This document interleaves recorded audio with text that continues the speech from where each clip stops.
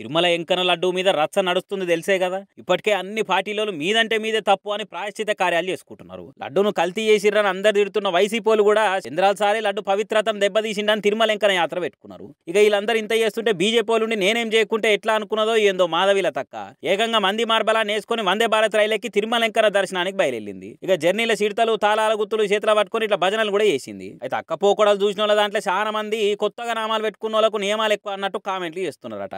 అక్కకు బీజేపీ వాళ్ళు ఏదన్నా ఒక పదవి ఇచ్చేదాకా ఈ వాయింపులు ఆపేటట్టు లేదని సురుకులు పెడుతున్నారు. ఇక ఇది ఇట్లుంటే రాజాసింగ్ అన్న కూడా గుర్రం అంటున్నాడు. తిరుమల ఎంకన్న లడ్డు కల్తీ చేసింది మీరంటే మీరు అనుకుంటా తిరుమల ఎంకన్న దర్శనానికి పోయి ప్రాయశ్చితం చేస్తామని డ్రామాలు ఆడుతుర్రని ఇండైరెక్ట్ గా వైసీపీ వాళ్ళకు సురుకులు పెడుతున్నాడు.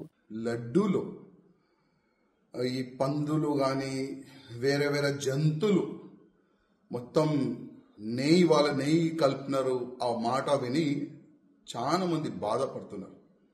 అసలు ఎంత పాపిస్టుడు కూడా ఈ ప్రపంచంలో ఉంటారా అని ఒక చర్చ నడుస్తుంది.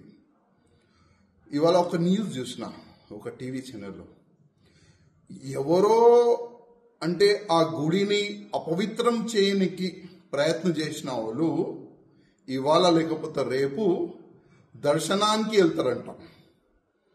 అంటే ఎంత మీరు ఘోర పాపం చేసిన తర్వాత కొద్దిగైనా మీకు సిగ్గులేదా? మళ్ళా మా తిరుపతి దేవస్థానం మా దేవుడికి దర్శనం చేయడానికి మీరు వెళ్తారా? మా దేవుడి పైన మీకు నమ్మకం లేకపోతే మీరు ఎందుకు ఈ షోపుటప్ రాజకీయం చేస్తున్నారు? ఎందుకు ఈ షోపుటప్గా మీరు దర్శనం చేయడానికి వెళ్తున్నారు? నాకు అర్థమైతే లేదు. ఇట్లా అన్ని పార్టీలు లడ్డు ముచ్చట్ల మేమింత ప్రాయశ్చితం చేసి ఎంకన్న కృపకు పాత్రులు అయితే మనం ముందుకు వస్తున్నట్టే వైసీపీలు కూడా వస్తున్నారు. కాకుంటే పాపం ఎంకన్న ఆఖరికి భక్తులు పవిత్రంగా తినే నా లడ్డు ప్రసాదాన్ని కూడా మీ తుచ్చ రాజకీయాలకు వాడుకున్నాడు చూస్తుంటేనే ఈ కలియుగం జల్ది అయిపోతే బాగుండని ఫీల్ అవుతుండొచ్చు అని అనుకుంటారట శ్రీవారికి అసలైన భక్తులు.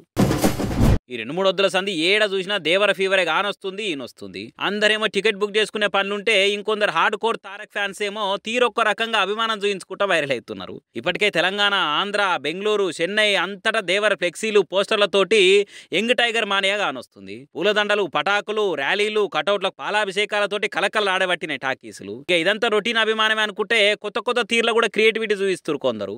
మొన్న సముద్రంలో దేవర పోస్టర్లు కట్టి షార్కులను తిప్పి ఇదెక్కడ మాసరా మావా అనిపించిన ముత్తర చూసినాం కదా. ఇక ఈడ చూడురిగా దేవర సినిమాలో ఎన్టీఆర్ వాడే కత్తిని చూసి అచ్చం అట్లనే తయారు చేసి దాని మీద ఎన్టీఆర్ అని రాపిచ్చింది గినే. మరి ఆయనతో రేపు రిలీజ్ నాడు ఇదే కత్తి టాకీస్లకు పట్టుకపోయి ఎగురుతాడో ఏమో. మరి పుసుకున్న థియేటర్ కాడే వలన నచ్చలేదనో సినిమా బాలేదనో రివ్యూ చెప్పాలంటే ఈ కత్తిని చూసి భయపడి బొమ్మ బ్లాక్ బస్టర్ తెలుగు వీరే లేవరా 100 days ఆడుతుంది దేవరా అనుకుంటా చెప్పి వెనకకు మరి చూడకుంటా పోతాడు కావచ్చు. మరి దేనికి కూడా వాడేతందుకైతే వనికొచ్చేటట్టుగా ఆనొస్తలేదు. ఒక్క సినిమా కోసం ఎంత ఖర్చు పెట్టి చేయించుకున్నాడో ఏమో తెలియదు కానీ సోషల్ మీడియాలో అయితే మస్తుగా వైరల్ అవుతుంది. ఇక దాంతో ఆవేశాన్ని ఆపగలం కానీ అభిమానాన్ని ఆపలేం కదా అని కూడా కామెంట్ చేయబట్టి నీ ముచ్చరని చూసిన వాళ్ళు.